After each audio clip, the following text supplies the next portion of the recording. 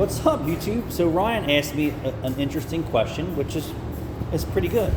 He asked why we don't use AutoZone or Advanced for parts, and I don't. It's never been a quality issue in my opinion. Advanced never goes for anything electrical. I know. Well, not advanced. Buying electrical at any aftermarket is a 90% chance that it's going to fail, and 10% that it's going to be good anywhere you go, other than the dealer. Really, any problem? AutoZone electrical stuff? AutoZone electrical stuff, nothing but problem. Because Adele buys a lot of their hard materials, which is brakes and front end and all that stuff, and it seems to be pretty good quality stuff. But for us, and he said, why don't I? And I said, well, it's actually Rachel who manages the parts and where they're coming from and pricing and estimating.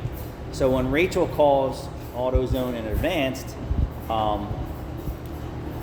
the lack of product knowledge on the counter is pretty much what her problem is. It's not necessarily price, because I think their prices are competitive. Yeah. But getting the right part the first time is probably the biggest thing for us. We're not usually worried about what the costs are because it's business. We try and control the costs for the customer as much as we can. Sometimes it's unavoidable. And $2 or $3 difference between parts vendors isn't a big deal.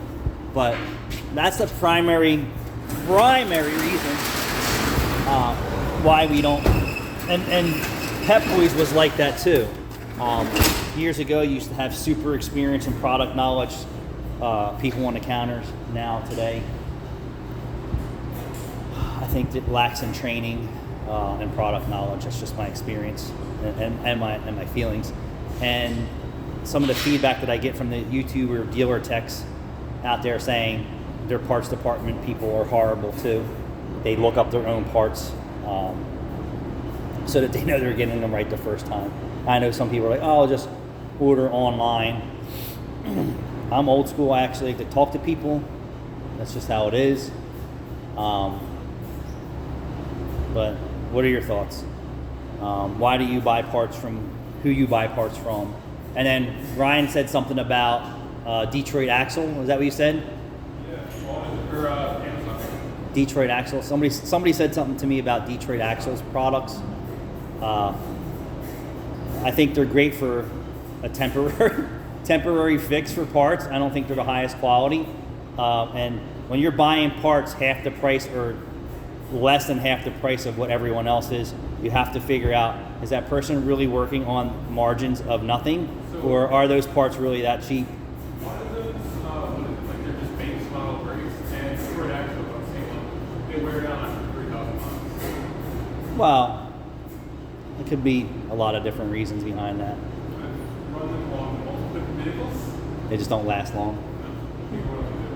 They're, I think it's their last gold from AutoZone. Yeah. They last well. Yeah. I would AutoZone brakes personally. And we have a good program with AutoZone and Advanced for rebates and stuff like that. It's just Rachel just doesn't have the patience for someone who doesn't know products and product lines and things like that. And nor do I. Like when I call for parts, I expect the person to know what an EGR valve is, or a 3/16 brake line, or a bubble flare, or metric flare, inverted flare. It goes a banjo bolt, just on and on and on. So there's just lots of lacking in product knowledge. So thanks for watching.